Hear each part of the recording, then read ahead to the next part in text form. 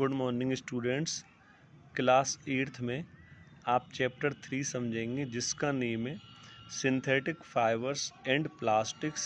Synthetic fibre क्या होते हैं और प्लास्टिक्स क्या होते हैं, इसे देखेंगे। Natural fibres like cotton, wool, silk जो होते हैं ऑब्टेन फ्रॉम प्लांट्स और एनिमल्स, जो ये प्लांट और एनिमल से हमें मिलते हैं।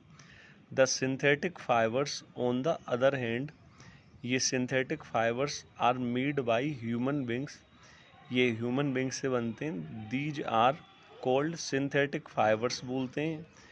और मैन मेड फाइबर्स, या हम इसे मैन मेड फाइबर्स भी बोलते हैं। फिर नेक्स्ट क्वेश्चन आता है पॉलीमर क्या होते हैं। इस synthetic fibre is also A chain of small units joint together,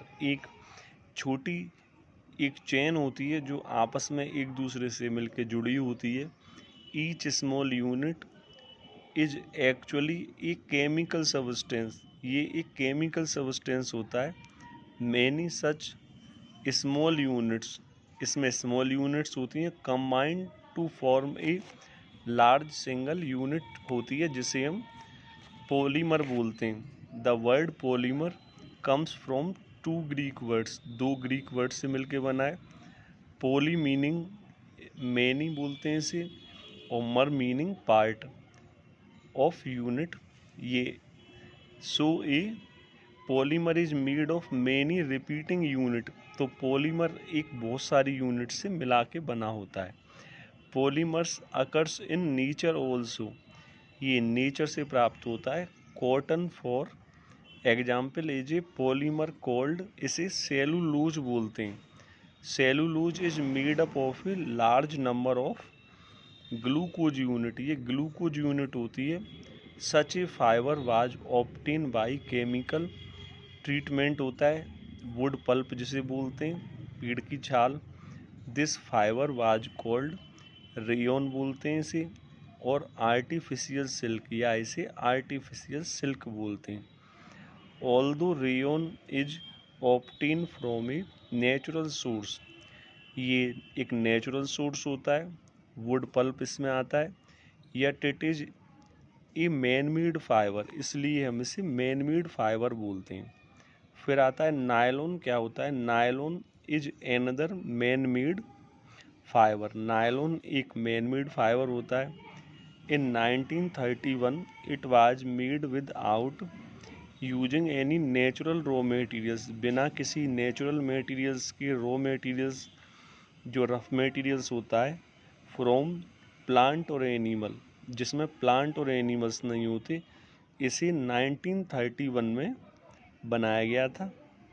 next देखेंगे फिर नायलॉन आता है।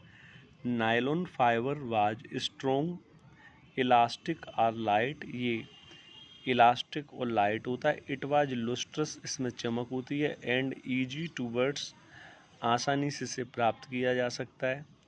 So it become very popular for making clothes, इसलिए कपड़े बनाने में।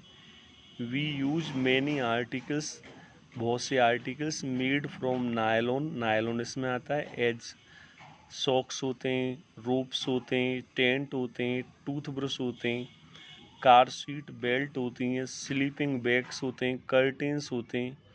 इन सब में नायलॉन को यूज कर सकते हैं। Nylon is also used for making parachutes बनाने में, and ropes for rock climbing, जो करते हैं चट्टानों पर जो चढ़ते हैं वो भी इसी की मदद से चढ़ते हैं। फिर आता है next point, in nylon thread is actually stronger then steel wire, ये एक स्टील के तार से भी ज़्यादा मजबूत होता है nylon. These are prepared from another type of synthetic fibre called acrylic, इसे अलग से भी हम दूसरे रूप में फाइबर में प्रयोग कर सकते हैं जिसे हम एक्राइलिक बोलते हैं।